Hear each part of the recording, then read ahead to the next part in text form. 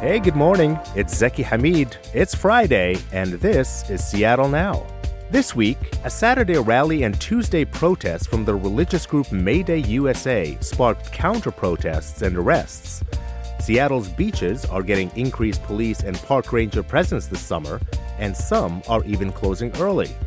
And good news if you love bees, pickleball, or Smokey Bear. A new state law gives you 7 new options for license plate designs. Factal editor Joe Veyera and Stranger reporter Nathalie Graham are here to break down the week. But first, let's get you caught up. Some good news when it comes to traffic safety in Washington. Statewide, traffic fatalities decreased last year by nearly 10%. That's according to new data from the Washington Traffic Safety Commission. Even so, 731 people were killed on Washington roads in 2024. But it puts a stop to a sharp upward trend that began in 2020. The commission told the Seattle Times the decrease in deaths could be due to more traffic enforcement and automated speed and red light cameras. This Saturday, the Mount St. Helens Visitor Center will reopen after being closed since last fall for renovation. It's the center's first update since 1986, when it first opened. Visitors can see new exhibits about the Cowlitz Indian tribe and their connection to the region, and more than 80 historic artifacts, including some from the eruption. And it's another bicycle and pedestrian weekend on Lake Washington Boulevard. Beginning at 10 a.m. tomorrow, Saturday, the road will close to motorized vehicles until 6 p.m. on Sunday. Seattle's Parks Department has planned several other car-free weekends on Lake Washington Boulevard through the summer. After this weekend, the next one is June 14th. Check back for more headlines on tonight's episode of Seattle Now. It's Friday again, 85 degrees on Wednesday and a little rain on Thursday. Oh my Lord, talk about a weather whiplash. Joe Veyera is here. He's an editor at Factal. How you doing, Joe? I'm doing good. Where did the sun go? And Nathalie Graham is here. She's a reporter for The Stranger. You may have read her Playdate column, where she checks out Seattle's unique subcultures. And, lucky me, she's on Casual Friday for the very first time. I am so glad I'm hosting today. Welcome to the show, Nathalie. Thanks so much. All right, before we dive in, they're serious this time, you know. For the very first time since 2020, King County Metro will fully resume fare enforcement on our local buses. And that means we'll have fare checkers on both buses and light rail. So make sure your Orca card is charged up. For the past couple of months, fare checkers have been on buses issuing verbal warnings. King County Metro calls that the fare education phase. So, Joe, have you been educated lately on a bus? I have not been educated lately on a bus. Educated frequently on the train, though. Oh, on educated the train. At least once a week. Really? Huh. What happens if you are getting educated right where your stop is coming up? You're going to exit the train. Does that ever happen to you? There's an exit strategy there, and you can see people taking advantage of that. And it's like, oh, they're on that side and on that side. And I'm just going to sneak through right here. Oh, interesting. Yeah, there are definitely some hacks to getting around it, but we don't have to go into that because it's good to pay for public transit. It is so important to pay for public transit, and there definitely won't be that like Facebook group that there used to be telling you what color the transfers were for the day. I think that doesn't that still exist? It probably still The exists, transfers? but we're not condoning that. We're not condoning it, but it does exist. That. So starting this Saturday, we're going to transition fully into printed warnings that will eventually lead to fines. Do you think that's going to create a little bit of chaos? I mean, from what I've read so far, there's only 30 officers for the King County Metro buses. That's it? And there's 139 bus routes. Oh, wow. Okay. So, I mean, maybe they'll ramp it up, but maybe the panopticon of maybe we'll get fare enforced is making people pay more. But I kind of genuinely believe that Seattleites just support public transportation and will pay. Yeah. I also think we're kind of rule followers. I don't know. Another story for another day. Let's get to the main story of the week. It's been a busy few days on the Seattle protest front. It all started on Saturday when a group called MayDay USA held a rally in Cal Anderson Park in the heart of Capitol Hill. The rally was under the banner, "Don't Mess with Our Kids." This is from the group's website. Quote, "We're declaring the sanctity of human life, the sacrality of biological gender, the importance of the nuclear family, and the right to freedom of religion." Unquote. And by the way, when you dig a little deeper into their definition of a nuclear family, that's clearly a man, a woman, and kids. So I think it's fair to say that this group is anti-trans and anti-queer, and their messaging definitely did not mix with the city's most LGBTQ plus friendly neighborhood. About 500 people showed up to the rally, and about the same showed up to protest, according to the Seattle Times, and 23 people were arrested. So if you're wondering how an anti-trans protest ended up on Capitol Hill, this apparently was not the organization's first choice. A spokesperson for the MayDay USA event at the city turned down their request to use Victor Steinbrook Park next to Pike Place, leading them to Cal Anderson. Now, Mayor Bruce Harrell's office had stated that MayDay requested a permit for a street location on 1st and 2nd Avenue, not Victor Steinbrook Park. Harrell then said Saturday night that the, quote, far-right rally was held here to provoke a reaction by promoting beliefs that are inherently opposed to our city's values in the heart of Seattle's most prominent LGBTQ plus neighborhood. Okay, so with all of this background, would this level of counter-protest have happened anywhere else in the city, or is there something different about Capitol Hill? I think there's something different about Capitol Hill. I mean, I do believe that Seattle would have turned out to protest this, but I think because this rally happened at Cal Anderson Park, which was ground zero pretty much for the Capitol Hill Organized Protest, or CHOP, there's a lot of history in this park. Cal Anderson Park is named, of course, for Cal Anderson, the first openly gay member of the Washington State Legislature. We have the First Amendment, obviously, right? Freedom of speech. Is a public park. But, Joe, do you think that was the best option to do it there? I mean, where do you draw the line? It's a tough spot for the city to be put in because, it is freedom of speech. They have the right to go out there and say whatever they want. And, it's important for people to come out and counter that in whatever way they see fit. But, if it's not Cal Anderson, if it's not Victor Steinbrook, where do you allow these people to gather? Because, at the core of it, they're allowed to gather pretty much wherever they see fit. Mm-hmm. Seattle was stop number 4 on a 5-city tour, and those included New York City, Miami, Houston, Seattle, and LA. A MayDay representative told the Seattle Times that New York was the only place with a counter-protest before Seattle, and that they were, quote, peaceful. FBI Deputy Director Dan Bongino said Tuesday that the agency is investigating allegations of targeted violence against religious groups during Saturday's rally. The Seattle Police Officers Guild released a statement on Saturday saying that, quote, Antifa criminals once again dominate Seattle's public safety conversation, and asked, why was this park chosen and authorized, especially when this park is commonly known as the heart of Antifa land? All right, now, this sounds like a theme park. Don't threaten me with a good time. Yeah. Antifa land. Seattle as a place seems to mean something symbolic to some groups, right? Like it means chaos, wokeness, Antifa. I mean, why does this narrative stick with us so much? I mean, I think it's history. You look back to the WTO protests in 1999, and then even more recently of 2020, and these were uprisings. We are people who will speak out against power, and we will organize a protest, and we won't shy away from it. And I also wanted to bring up that this is not the first time that there has been this kind of religious rally at Cal Anderson Park. Back in 2020, a couple months after CHOP, there was another Christian pastor, Sean Feucht, maybe is how you pronounce his name, came, and his whole thing was another national tour, and it was anti-masking, and they picked Cal Anderson Park, I think, to stoke these feelings and to get a rise. And so it's provocative. It's provocative, and that's the thing too, is these groups know that if they come here, if they come to Capitol Hill, we will show up, because it's worse if we don't. In my opinion, who are we if we don't come and say, hey, that kind of sucks that you're saying that about the people that we know and love in our community. They came here and they knew that counter-protesters would show up. Regardless of what happened, they were going to get a narrative out of it. That's really interesting. Yeah, they got what they wanted, and that's such a shame. And you look at how the national media framed this past weekend, and they called it a family values event. And it's no, it wasn't a family values event. It was anti-queer and anti-trans, and those shouldn't be anybody's family values. But it is theirs. It is theirs, and they have their right to say what they want. And I think it is so important and so valuable that people came out and said, no, this isn't what we believe in, and we're not going to stand for this here.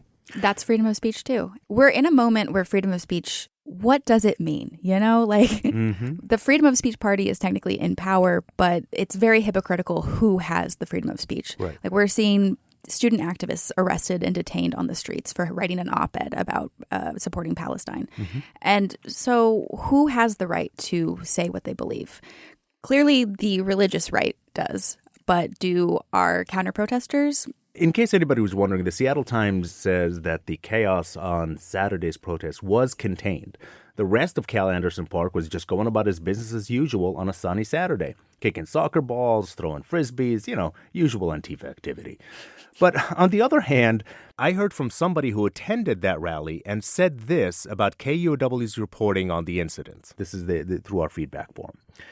He said, "You painted the picture of having violence on both sides. You painted the picture that Christians were antagonizing the radical LGBTQ advocates. This is not the case. I was there. We got screamed at and yelled at and saw people get swung at and attacked. We prayed for these people and shared the love of Jesus. There was no hate from the worship event attendees and certainly wasn't anti-LGBTQ either." So I'm just really wondering, how do you reconcile these two competing narratives of what actually went down? I think I go back to what they called their rally in the first place. What was it? Don't mess with our kids? Yep. What do they consider messing with our kids? Like, let's drill down into what do they mean by that? And is that a message of like love and support for all people or not? On to the fallout now. And MayDay USA held something called the Rattle in Seattle on Tuesday. So we've been talking so far about Saturday, about the protest. On Tuesday, they held this Rattle in Seattle. Very catchy. Yeah, they do. They have something there. They know how to turn a phrase. Yeah. There was this Rattle in Seattle in protest of Bruce Harrell's handling of the weekend rally. They say that Harrell made false accusations about the intent of the rally and made attempts to limit the freedom of Christian worship. The group said that they wanted Harrell to retract his statement, apologize, or resign. Look, I'm not one to back Bruce Harrell, but his hands were tied here. Like what could he do? He couldn't say no to this group, and I don't think that he stifled their speech. It really felt like Tuesday brought people together from both sides of the aisle to dislike the way Bruce Harrell handled something. So, you did see that like coming together. The counter-protesters were like, yeah, we want him to resign too. So he is a uniter, after all. He is a uniter. Nobody on the other side of the issue was happy with how, obviously, he handled this rally. But it's important to ask, what would success have looked like? I mean, could a clash have been avoided here? I don't think there is success in this instance. Do they go do their protest on Saturday and, there's the back and forth, but maybe no clashes and then everyone just goes home? Is that what we would consider success? Probably. Was there any possibility that was going to happen? I don't think so. Yeah. So the Rattle in Seattle led to 8 more arrests as anti and pro-queer protesters clashed from either side of a police barricade. No one's mind has been changed. The publicity is mostly bad. So does anybody win here? I do hope, if you were trying to look for a positive out of all of this, is that our queer neighbors, our trans neighbors know that, we love you, we support you, we're here for you, and we will not let hate directed against you stand unopposed.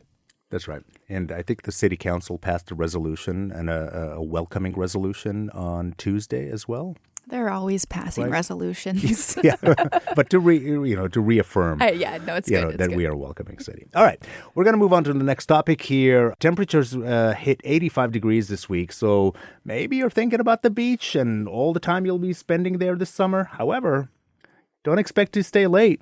Starting today, on Friday, the city's summer safety plan takes effect, with the goal to enhance security and reduce crime in Seattle's public spaces. The changes include shorter summer hours at Alki Beach and Golden Gardens, which are now closing at 10:30 instead of 11:30. The city is also adding parking lot gates at Magnuson Park and Gasworks Park to prevent people from parking there after hours. And you may notice increased park ranger presence at some beaches and parks, and adding police patrols at closing time at popular parks. So, summer in Seattle is legendary, and the beaches are always full. Do you find yourself at the beach often this summer? Where's your summer happy place? I look forward to it all year. I honestly forget summer exists until like last week. Magnuson Park, that's my spot. I love it. It's got everything you could want. My favorite thing to do is to bike there, stop on the way, get some berries, chocolate chip with the cookie from Met Market, go lay out on a blanket, read, swim.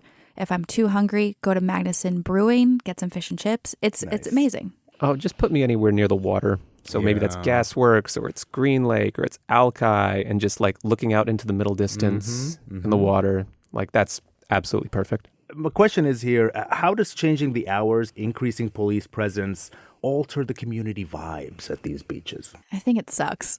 Yeah, you think so? I mean, maybe it's not that palpably terrible while you're at the beach, but just the knowledge that the hours are shorter and there might be police presence, I feel like that dampens things for me. You know, it gets dark at 9:45 at the peak of summer, so you've got 45 minutes before the police come rolling down Alki telling you got to go. Mm-hmm. That's a horrible vibe. Terrible. Nobody wants that. Okay. They weren't invited. Who do you know here? Who did you say you were friends with? Yeah, are you a pledge? So a spokesperson for Mayor Bruce Harrell told Axios Seattle that the goal is to reduce late-night partying, vandalism, illegal fires, and noise. Axios notes the late-night shooting near Alki Beach last summer, which made city leaders call for changes in our parks. There's also the drawback that law-abiding citizens get less of the beach during perfect summer nights. So who wins here? Because I want to say, could it be the neighbors that are there that might want to go to bed at a reasonable hour? Are they winners in this? Yeah, I think if you have money and time and can complain to your city council people or your mayor, then yeah, you probably have a leg up here. My mind immediately went to the whole Denny Blaine issue and that debate about how the neighbors there want to shut down the nude beach. There's been a lot of criticism over increased policing on what is a historically LGBTQ nude beach. So I feel like this might be a covert way to increase policing and reduce the nude beach presence. But I don't know. I just can't help but be a little suspicious about what they really want with this. So what's a reasonable hour, like in terms of quiet time? I think everyone's going to have a different answer to that question, but like midnight, maybe? It's the peak of summer. Come peak on. Of summer. We're in a loneliness epidemic. You're going to tell Seattle to get indoors? Don't we want to patronize the businesses?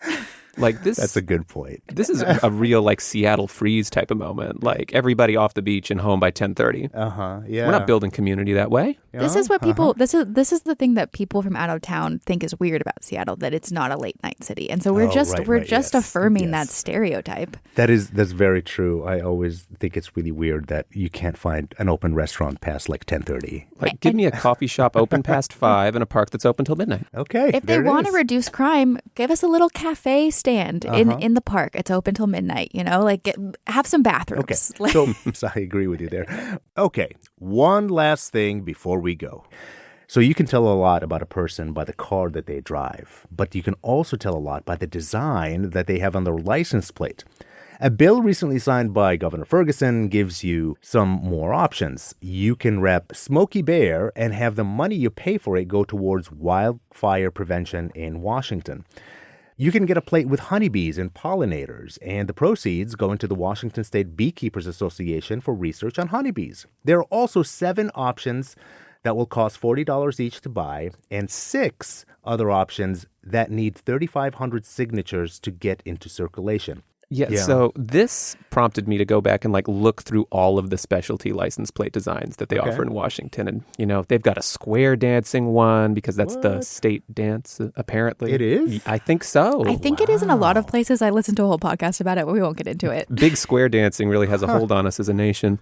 They have a JP Patches one. They've got ones for the Apple Commission. You name it, it's probably already a license plate. Huh. You have a lot of options here. Mm-hmm. I don't think any of them quite spoke to me in a way that will get me to buy one specifically, though. Maybe the pickleball one, who knows? Oh, there you go. Are you a pickleballer, Joe? On occasion. The courts, they're too popular. The court's too popular. I think tennis is better. So there is one that says state sport with 2 pickleball paddles. And the money would be used for construction and maintenance of dedicated pickleball courts. Now, it's up to you if you want to encourage that or not. I feel way too cool to love pickleball as much as I do. I don't know. I don't know where I stand on the issue. Yeah. Washington's default plate just simply says Evergreen State, Mount Rainier's on the background. I mean, what more do you want? It's pretty good. It kind of slaps. nice. Isn't it? Yeah. It's tranquil. Right. So finally here, a fancy license plate isn't complete without a vanity message. So what's the funniest custom license plate that you've seen around Seattle? I saw one that said Habibi. And and I'm an Arab, so that spoke to my heart. And I tried to race to go next to them to like, hello, I'm an Arab too. Hello, Habibi. But so that guy must have been scared. I don't know if we're clever enough of people because there's nothing that comes to my mind. I'm like, oh, yeah, that was a good one. I have one. Oh, really? I have one. I took a picture of it. I took like 8 pictures because I couldn't get it quite right. It just said Seattle. Okay, so like I was saying, I'm not sure if Wow. we're clever enough as a people when it comes to the vanity license plates. But it was like perfectly spelled, literally all the letters of the word Seattle. So I was just like, who is this? Is this the number How one did they Seattleite? get that? Exactly. I don't I'm know. impressed. That is We could impressive. probably look it up. Yeah. We shouldn't. No, don't do that. Let's not dox people on Seattle now. There you go. All right, we're going to leave it there. Joe Veyera is the editor of Factal. Natalie Graham is a reporter at The Stranger. Thank you, Natalie. Thank you so much. This was so fun. Thank you, Joe. Thanks as always. I appreciate you listening to Seattle Now. Today's episode was produced by Vaughn Jones. It was edited by Caroline Chamberlain Gomez. Our production team also includes Andy Hurst, Brooklyn Jamerson Flowers, Paige Browning, and Patricia Murphy. Greg Kramer does our theme music.